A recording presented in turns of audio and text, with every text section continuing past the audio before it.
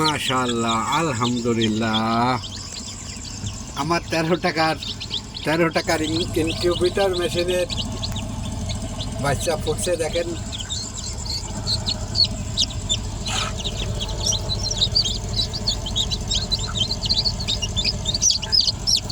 যারা অল্প অল্প করে করতে চান, খামার করতে চান, ঠিক আছে, দেখেন মাশাআল্লাহ খুব অ্যাক্টিভ বাচ্চা, ঠিক আছে। এই যে দেখেন আজকে ফুটছে।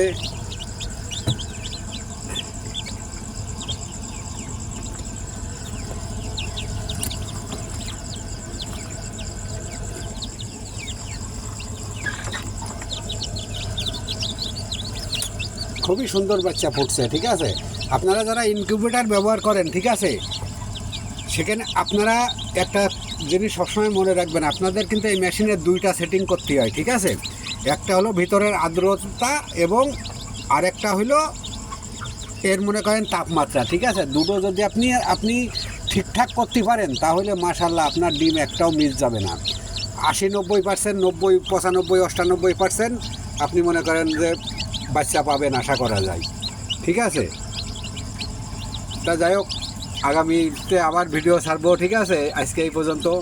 তবে একটা কথা বলি, আপনারা যারা যেখানে আছেন, ঠিক আছে, যদি প্রবাসে থাকেন, প্রবাসীদের উদ্দেশ্যে একটা কথা বলবো, ঠিক আছে। আপনাদের আশেপাশে যদি একটু খালি জায়গা থাকে, কিংবা যদি খাঁচা করেও 2-5টা মুরগি পুষতে চান, তা পুষতে পারেন। এতে করে কী হবে শুনবেন।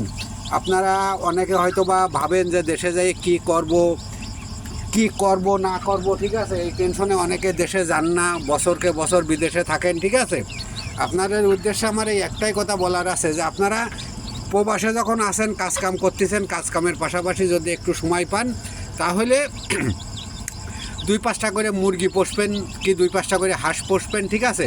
আস্তে আস্তে দেখবেন এর উপরে যখন আপনার মায়া চলে আসবে, ঠিক আছে, তখন আপনার মন মানসিকতা অন্যরকম হয়ে যাবে। তখন কিন্তু আপনি আপনারে চিনতে পারবেন এবং আপনার চিন্তা ভাবনা স্থির হয়ে যাবে যে দেশে যেয়ে আমি হাঁস মুরগির ব্যবসায়ী করব, ঠিক আছে। হাঁস মুরগি কিন্তু একটা ভালো ব্যবসায়ী ভাইজানেরা, যদি আপনারা একটু পরিশ্রম করে করতে পারেন। ওকে, ভালো থাকবেন সবাই। আসসালামু আলাইকুম।